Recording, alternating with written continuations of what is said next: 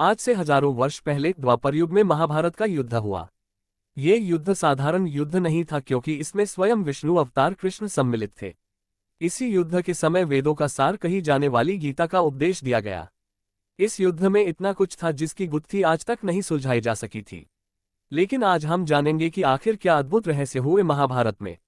क्यों कृष्ण ने किया अर्जुन को युद्ध के लिए प्रेरित।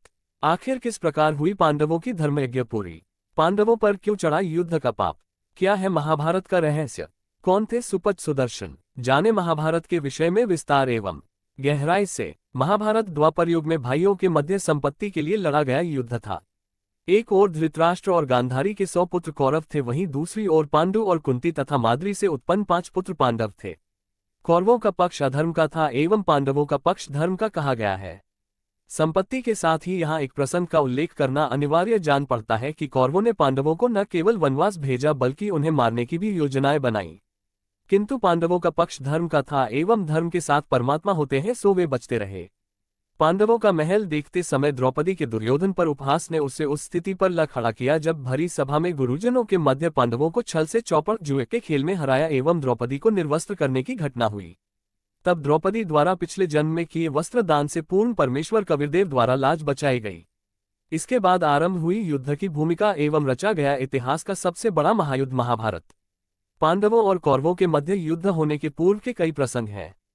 भगवान श्री कृष्ण ने दोनों पक्षों को समझाकर इस युद्ध को टालने का यथासंभव प्रयास किया, किंतु अंततः असफल रहे। युद्ध हुआ एवं कृष्ण की सेना कौरवों ने ली और श्री कृष्ण स्वयं सारथी बनकर अर्जुन के साथ यानी पांडवों के पक्ष में रहे। यहाँ ध्यान देने योग्य बात है कि कृष्ण भगवान ने स्वयं हथियार न उठाने की प्रतिज्ञा ले रखी थी। महाभारत के युद्ध के समय अर्जुन के भीतर अहिंसा का भाव उदित हुआ। अर्जुन ने अपने भाइयों एवं अपने गुरुजनों पर हथियार उठाकर पाप न करने का विचार अपने सारथी भगवान श्री कृष्ण के समक्ष रखा। तब भगवान कृष्ण ने कहा, युद्ध करना ही पड़ेगा।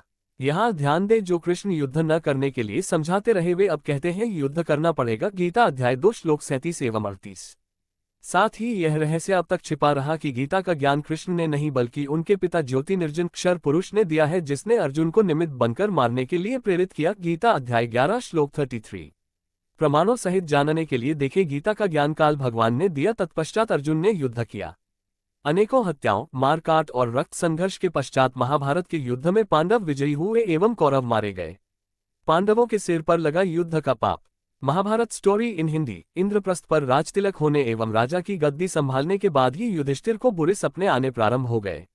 उन सपनों में युद्ध की हिंसा, अनाथ बच्चों का विलाप और विधवाओं का रुदन एवं बुरी तरह बिलखते लोग दिखाई देने लगे।